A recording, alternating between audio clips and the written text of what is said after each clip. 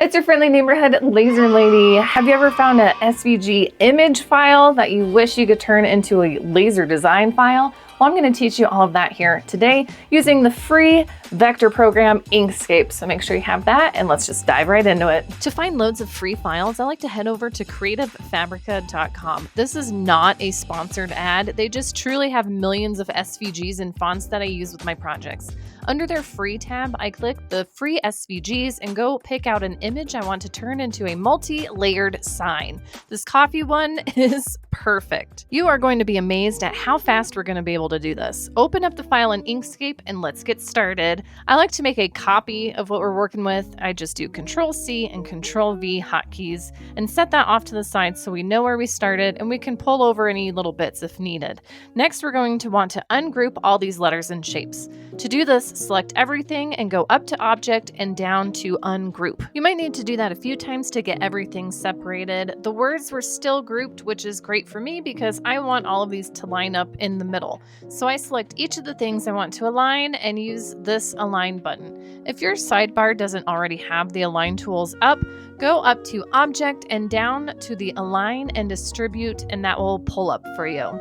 Next, let's make the shape of the sign. I simply use the rectangle tool to outline the words. To alter the corners of the rectangle, there are 2 squares and 1 circle in the corners if you look closely. Take the circle corner and adjust it to your liking.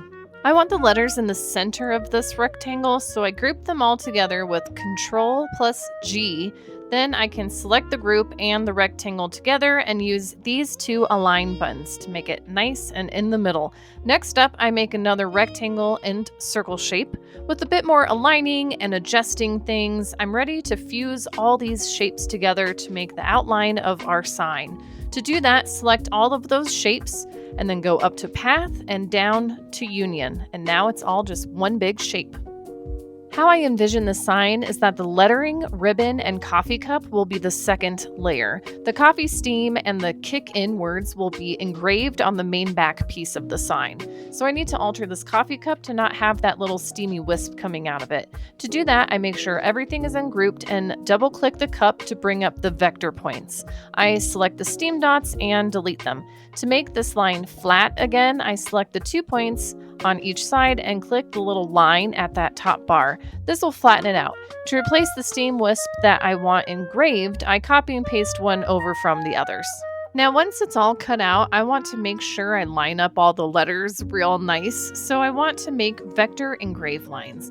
Essentially what those are is when it's getting lasered out, these will be cut lines that I set to a very low power so it doesn't cut completely through.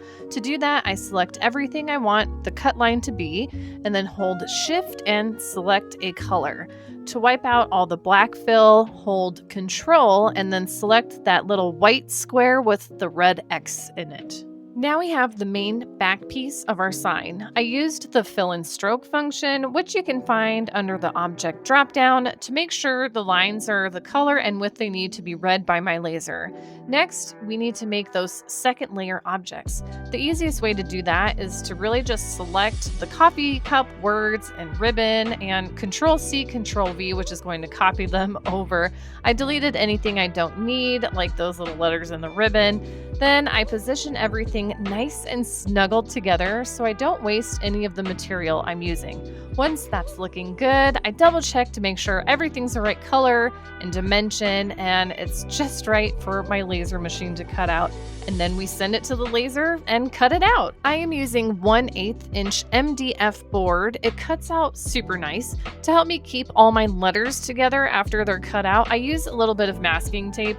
This is super useful so you don't go missing a letter because that's just the worst thing ever. I then stained all the MDF pieces and let them dry completely. Once they're dry, I just glue everything together. Easy peasy. The vector engraved letter lines help me get all those letter pieces in the perfect place.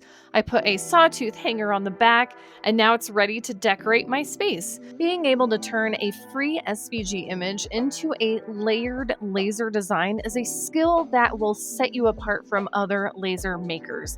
I do have an affiliate link for Creative Fabrica if you find that's a subscription you can use. I do suggest you at least check out their totally free downloads because there are some hidden gems in there. Check out my other laser tips and Inkscape tutorials in this playlist. I'll see you in the next one.